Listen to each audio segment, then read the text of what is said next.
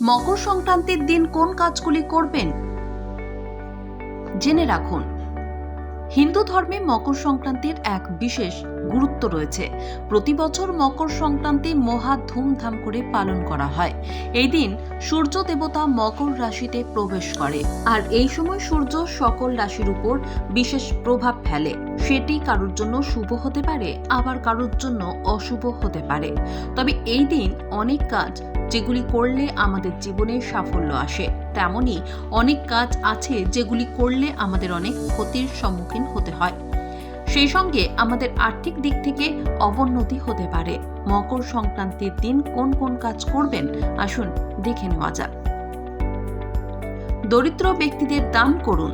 জ্যোতিষশাস্ত্রে বলা হয়, মকর সংক্রান্তির দিন গরিব বা অসহায় মানুষকে আপনার সাধ্য মতন কোনো জিনিস দান করুন।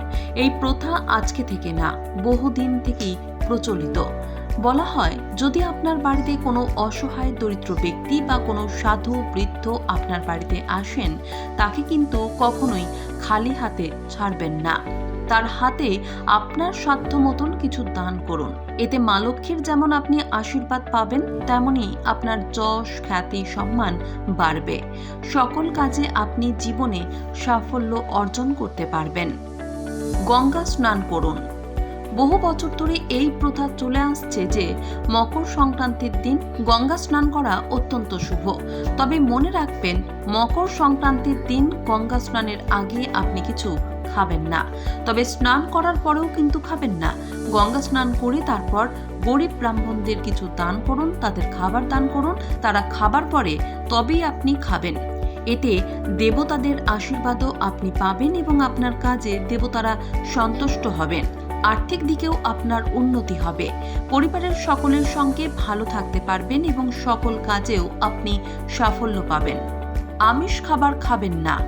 জ্যোতিষ বিশেষজ্ঞদের মতে মকর সংক্রান্তির দিন সিগারেট, মদ, বিড়ি, তামাক জাতীয় জিনিস এড়িয়ে চলুন। যদি পারেন তিল ও মুগের ডাল দিয়ে খিচুড়ি তৈরি করে খান। মাংস জাতীয় খাবার খাবেন না। নিরামিষ খাবার খান।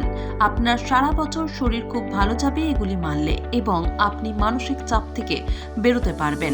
শারীরিক থেকে পারিবারিক দিকেও আপনার জীবনে আসবে উন্নতি।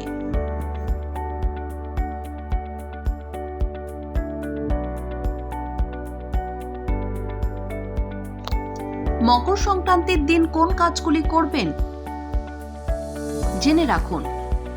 হিন্দু ধর্মে মকর সংক্রান্তির এক বিশেষ গুরুত্ব রয়েছে। প্রতি বছর মকর সংক্রান্তি মহা ধুমধাম করে পালন করা হয়। এই দিন সূর্য দেবতা মকর রাশিতে প্রবেশ করে, আর এই সময় সূর্য সকল রাশির উপর বিশেষ প্রভাব ফেলে। সেটি কারোর জন্য শুভ হতে পারে, আবার কারোর জন্য অশুভ হতে পারে।